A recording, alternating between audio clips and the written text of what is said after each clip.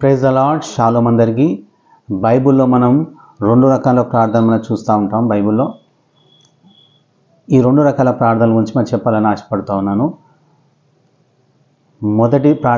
మొదటి రకమైన ప్రార్థన పని చేయనప్పుడు రెండో రకమైన ప్రార్థన మనం చేయాల్సి ఉంటుంది.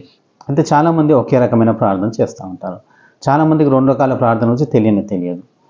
మొదటిది అడుగుడి ఇవ్వబడును. చాలామంది ఈ మొదటి రకమైన ప్రార్థన మాత్రమే చేస్తూ ఉంటారు.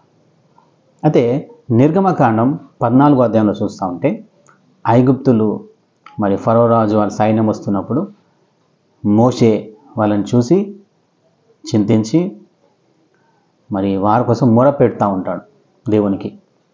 ఇంగ్లీష్లో అయితే ఏడుస్తూ ప్రార్థన చేశారని ఉన్నది, క్రయింగ్ అని ఉంటుంది ఇంగ్లీష్ ట్రాన్స్లేషన్. వేరే భాషలో ట్రాన్స్లేషన్ అయితే దేవునికి మొర పెడతా ఉన్నప్పుడు యెహోవా దేవుడు ఏం చెప్తానంటే, మోషే నువ్వు ఎందుకు నా కొరకు మొర పెడతా ఉన్నావు?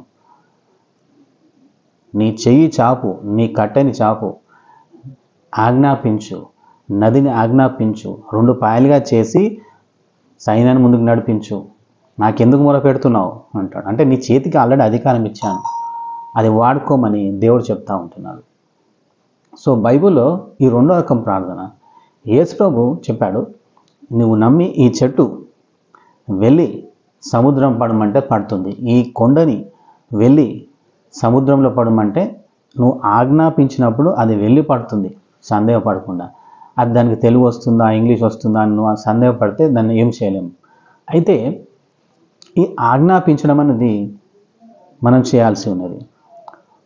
ఉదాహరణకి దేవుడు అంటున్నాడు, దేవుని వాక్యం చెప్తుందంటే దేవునికి లోబడి అపవాదిని ఎదిరించమన్నాడు. ప్రభా దయచేసి దయ నిలగొట్టు అని అడగకూడదు. సో చాలాసార్లు వ్యాధులను కూడా ఆజ్ఞాపించమన్నాడు. జ్వరాన్ని ఆజ్ఞాపించాడు యేసు ప్రభు, ఆజ్ఞాపించమని చెప్పాడు.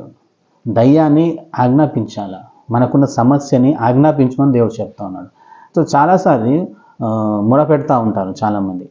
సో మొర పెట్టడం ఒక రకం ప్రార్థన అయినప్పటికీ దేవుడు మనని ఆయన సీట్లో కూర్చోబెట్టాడు. ఆయన ఉన్న ప్లేస్లో నేను కూర్చోబెట్టడం అంటే ఆయనకున్న అధికారం ఇచ్చాడని అర్థం. చాలామంది నేను ఆల్రెడీ పరలోకంలో ఉన్నానన్నట్టుగా చెప్తా ఉంటారు. అది కాదు దాని అర్థం. నీకు ఆయన సీట్లో కూర్చోబెట్టాడు, ఆ అధికారం నీకు ఇచ్చాడు, ఆయనకున్న అభిషేకం నీకు ఇచ్చాడు. కాబట్టి అది నువ్వు వాడుకోమని నీకు దేవుడు చెప్తా ఉంటున్నాడు. చాలాసార్లు సమస్య వచ్చినప్పుడు ఉదాహరణకి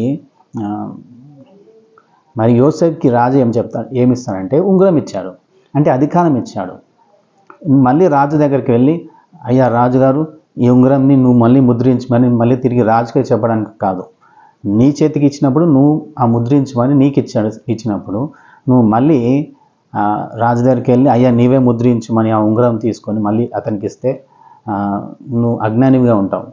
చూడండి, అనేక సార్లు దేవుడు తన అభిషేకం అంటే అధికారాన్ని నీకు ఇచ్చి ఉన్నాడు, అధికారాన్ని నువ్వు వాడమని నీకు చెప్తా ఉన్నాడు.